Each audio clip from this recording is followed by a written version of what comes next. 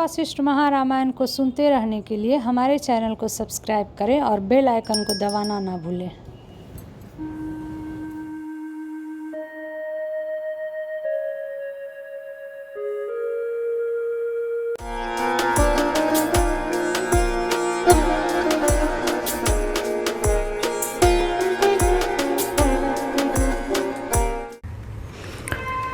योग वासिष्ठ महारामायण उत्पत्ति प्रकरण 20वां सर्ग। प्राक्तन जन्म के चरित्रों के सुनने के उपरांत भी ऐसा होना संभव नहीं है, यूँ संदेह में पड़ी हुई लीला को दृष्टांत और युक्तियों से देवी का प्रतिबोधन। श्री देवी जी ने कहा, हे सुंदरी, वही ब्राह्मण आज राजा होकर तुम्हारा पति बना है, और जो अरुंधति नाम की ब्राह्मणी थी वह तुम हो। नूतन चकवा और चकवी की नाई और पृथ्वी में उत्पन्न हुए शिव और पार्वती की नाई सुंदर दंपति वे ही तुम दोनों यहाँ पर राज्य करते हो। पूर्वोक्त कथा का उपसंहार कर रही देवी जी समाधि दृष्ट सृष्टि और इस सृष्टि के समान पहले की और सृष्टियां भी भ्रम ही हैं, ऐसा कहती हैं। मैंने तुम्हारे पूर्व जन्म का संपूर्ण सृष्टि क्रम कहा, उसका ब्रह्म का जीव भाव भ्रम ही मूल है, अतएव भ्रम मूलक होने से वह भ्रांति मात्र ही है, यानी ब्रह्म का जीव भाव भ्रम से अतिरिक्त कुछ नहीं है। उत्तरोत्तर भ्रम में पूर्व भ्रम हेतु है, ऐसा दर्शाती है। इस पूर्व भ्रम से चित्ताकाश में प्रतिबिंबित यह भ्रम रूप सर्ग स्वदृष्टि से असत्य ही है अथवा अधिष्ठान दृष्टि से सत्य है, जो आप दोनों के संसार रूपी भ्रम का नाशक है। यूँ भ्रम रूप होने के कारण सभी सर्ग समान ही हैं। उस भ्रम रूप पूर्व सृष्टि से कौन सृष्टि भ्रांति रूप होगी और कौन भ्रांति से शून्य होगी, इसलिए भ्रांति में सृष्टि होती नहीं है। श्री वशिष्ठ जी ने कहा, वत्स श्री रामचंद्र जी, श्री देवी जी के उक्त वचन सुनकर रानी लीला के सुंदर विशाल नयन आश्चर्य से विकसित हो गए। वह विलास पूर्वक मंद मंद बोली। लीला ने कहा, आपका वचन तो सत्य है, वह इस प्रकार विरुद्ध कैसे हुआ? कहाँ ब्राह्मण का जीव अपने घर में है और कहाँ इतने बड़े विशाल प्रदेश में हम लोग स्थित हैं, यानी वे दंपति हम कैसे हो सकते हैं? वैसा यह दूसरा लोक, वह विस्तृत भूमि, वे विशाल पर्वत, वे 10 दिशाएं जिनमें मेरे स्वामी स्थित हैं, कैसे घर के अंदर प्रतीत हो सकता है?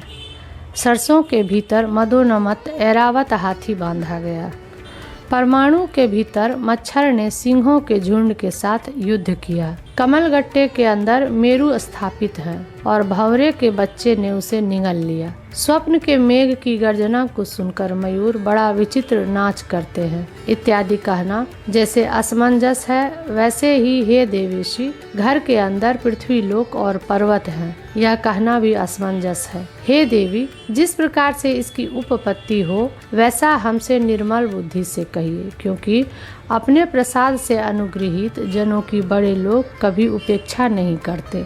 श्री देवी ने कहा, सुंदरी, मैं मिथ्या नहीं बोल रही हूँ, तुम इस विषय को भली भांति चित्त देकर सुनो। हम लोग वेदोक्त मिथ्या नहीं बोलना चाहिए इत्यादि नियमों का उल्लंघन नहीं करते।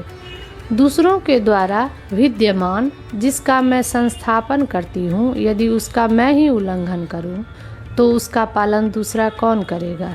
राजा बनने की वासना से उपहित चिदात्मा रूप उक्त गांव के ब्राह्मण का वह जीवात्मा उसी अपने निवास स्थान में आकाश में इस व्योम रूप महान राष्ट्र को देखता है। यदि वे ही हम दोनों हैं तो हम लोगों को उक्त वृत्तांत का स्मरण क्यों नहीं होता और मरण का स्वरूप क्या है? हे आंगने, जैसे जागृत स्मृति स्वप्न में नष्ट हो जाती है और अन्य स्मृति उदित होती है, वैसे ही तुम लोगों की पूर्व जन्म की स्मृति नष्ट हो चुकी है और उससे विपरीत स्मृति उत्पन्न हुई है, यही मरण है। जैसे स्वप्न में त्रिभुवन है, जैसे संकल्प में तीनों जगत है, जैसे कथा का अर्थ रूप संगम है, जैसे मरुभूमि में जल है और जैसे संकल्प और दर्पण में अंदर स्थित भूमि है, वैसे ही उस ब्राह्मण के घर की पर्वत, वन और नगर से युक्त यह भूमि असत्य है। इसलिए सत्य ज्ञान चिदाकाश के कोश कोटर में यह असत्य भूत घन सृष्टि पंचकोश के अंतर्गत सत्य चिद व्योम रूप निमित्त से सत्य सी प्रतीत होती है। पूर्व सत्य के असत्य होने पर भी इस सर्ग में क्या आया, इस पर कहती है। भद्रे, असत्य रूप कारण से जो उत्पन्न होता है वह स्मृति रूप होने के कारण असत्य ही है, क्योंकि मृग तृष्णा से कल्पित सरिता में तरंग भी सत्य नहीं होता। हे भद्रे, उक्त देहाकाश रूप कोश में स्थित तुम्हारा यह घर, मैं, तुम और यह सब केवल चिदाकाश रूप ही है। संपूर्ण प्रपंच के मिथ्या और केवल चिन्ह मात्र के परिशेष में अनुभव से सिद्ध दृष्टांत के द्वारा अनुमान प्रमाण कहते हैं। स्वप्न, भ्रम और मनोरथ के अपने अपने अनुभव दीपक के समान यहाँ पर बोध करने के लिए मुख्य प्रमाण हैं। इस सृष्टि से केवल गृहाकाश ही नहीं मरता, यह बात नहीं है, किंतु उसके एक देश में स्थित जीवाकाश का एक देश भी नहीं मरता है, इसलिए यह मिथ्या है, ऐसा कहते हैं। ब्राह्मण के घर के अंदर ब्राह्मण का जीव है। उस जीवाकाश में कमल में भ्रमर की नाई, समुद्र, नद, नदी और वनों से परिपूर्ण यह पृथ्वी है। जैसे निर्मल आकाश में कुंडल के आकार के केशों का भ्रम होता है, वैसे ही उक्त पृथ्वी के किसी एक निर्मल कोने में यह नगर, देह आदि की प्रतीति होती है। जैसे गर्भ से खच्चरी के पेट का विनाश हो जाता है, वैसे अनेक सर्गों में उत्पन्न होने से ब्राह्मण के उक्त घर के विनाश की शंका नहीं करनी चाहिए, ऐसा कहती है। उस ब्राह्मण के घर के अंदर इस सृष्टि के उत्पन्न होने पर भी वह घर अभी ज्यों का त्यों बना ही है, विनष्ट नहीं हुआ। उस विप्र गृह के उदाहरण से आश्चर्य के लिए कौन स्थान है, क्योंकि त्रस रेणु के अंदर भी जगत समुदाय स्थित सा है। स्थित सा यह कथन मिथ्या होने के कारण त्रस रेणु के अंदर जगत का रहना कोई आश्चर्य की बात नहीं है, यह दर्शाने के लिए है। आकाश आदि जगत की सृष्टि में पूर्वकालिक निरवकाशता की विरोधिनी नहीं है। परमाणु से अवच्छिन्न अति सूक्ष्म चिदात्मा में जगतों का संभव होने से असंभव की शंका निरवकाश ही है, ऐसा कहती हैं। भद्रे, परमाणु रूप चिदात्मा में भीतर भीतर अनेक जगत विद्यमान है। फिर उक्त चिदात्मा में ब्राह्मण के घर की असंभावना तुम क्यों करती हो? लीला ने कहा, हे देवी, आज से 8 दिन पहले उस ब्राह्मण की मृत्यु हुई थी और हमें उत्पन्न हुए अनेक वर्ष बीत चुके हैं। हे माँ, वे ही दंपति हम हैं, यह कैसे हो सकता है? श्री देवी ने कहा, सुंदरी, जैसे देश दैर्ध्य नहीं है, वैसे ही काल दैर्ध्य भी नहीं है। इस विषय को युक्ति पूर्वक तुमसे कहती हूँ, तुम सावधान होकर सुनो। जैसे यह जगत सृष्टि की प्रतीति कल्पना मात्र है, वैसे ही यह क्षण, कल्प आदि की प्रतीति भी कल्पना मात्र ही है, वास्तविक नहीं है। क्षण, कल्प आदि रूप संपूर्ण जगत त्वम, अहम इत्यादि अध्यास के अधीन स्वजन्म रूप भ्रम वाले पुरुषों को ही प्रतीत होता है। उक्त प्रतीति के क्रम को मैं तुमसे यथार्थ रूप से कहूँगी, तुम सुनो। पतिव्रते, जब जीव क्षण भर मिथ्याभूत मरण मूर्छना का अनुभव कर पूर्व जन्म के पदार्थों को भूलकर अन्य पदार्थों को देखता है, तभी आकाश रूपी वह चिदाकाश में पलक भर में यह मैं आधेय स्वरूप हूँ और इस आधार में स्थित हूँ ऐसा स्मरण करता है, यानी उसके चित्त में उक्त संस्कार उद्भूत होता है और वह देखता है कि मेरा यह शरीर हस्त पाद आदि से संपन्न है। जैसा उसके चित्त में संस्कार रहता है, वैसा ही वह अपने शरीर को देखता है। इस पिता का मैं पुत्र हूँ, मुझे इतने वर्ष हो गए हैं, ये मेरे रमणीय भाई बंधु हैं और यह मेरा रमणीय घर है। मैं उत्पन्न हुआ, बालक हुआ, बढ़ा और अब ऐसा हूँ, और ये सब मेरे बंधु बांधव भी मेरे तुल्य ही उत्पन्न हुए, बालक हुए, बढ़े और अब मेरे सदृश ही विचरण करते हैं। बंधु बांधव देह के संबंधी रूप से कल्पित हैं, अतः वे देह के संबंधी भले ही हों, पर उनमें आत्मीयत्व कैसे, इस शंका पर कहते हैं। यद्यपि बंधु बांधव वस्तुतः देह संबंधी हैं, तथापि देह रूपता को प्राप्त हुए चित्ताकाश और आत्माकाश का अत्यंत दृढ़ तादात्म्याध्यास होने से वे वस्तुतः परकीय होते हुए भी आत्मीय भी होते हैं, ऐसा होने पर जीव के चित्त के संसार में देह रूपता को प्राप्त होने पर भी कुछ भी उत्पन्न नहीं हुआ, केवल निर्मल आकाश ही स्थित है। जैसे स्वप्न में स्वप्न दृष्टा में विद्यमान चिति ही रहती है, वैसे दृश्य प्रपंच में भी चिति ही है। भाव यह है कि जैसे स्वप्न देखने वाले पुरुष में विद्यमान चिति स्वप्न में दिखाई देने वाले पदार्थों के आकार को प्राप्त होती है, वैसे ही चिति ही दृश्य पदार्थों के आकार में प्रतीत होती है। चिति से अतिरिक्त कुछ नहीं है। चूँकि स्वप्न में दृष्टा और दृश्य रूप से कल्पित विभिन्न पदार्थों में अदृश्य रूप से व्याप्त चिति कल्पित दृष्टा और दृश्य रूप विविध पदार्थों का बोध होने पर एक रस चिति रूप से पुनः दृष्टिगोचर होती है, अतः कुछ भी उत्पन्न नहीं हुआ। वह चिति जैसे स्वप्न दृष्टा दृश्य आदि रूप में उदित होती है, वैसे ही परलोक के दृष्टाओं द्वारा देखी जाती हुई परलोक में उदित होती है, और जैसे परलोक में उदित होती है वैसे ही इस लोक में उदित होती है। इसलिए वास्तव में असत किंतु भ्रमवश सत से प्रतीत होने वाले स्वप्न परलोक और इस लोक में तनिक भी भेद नहीं है।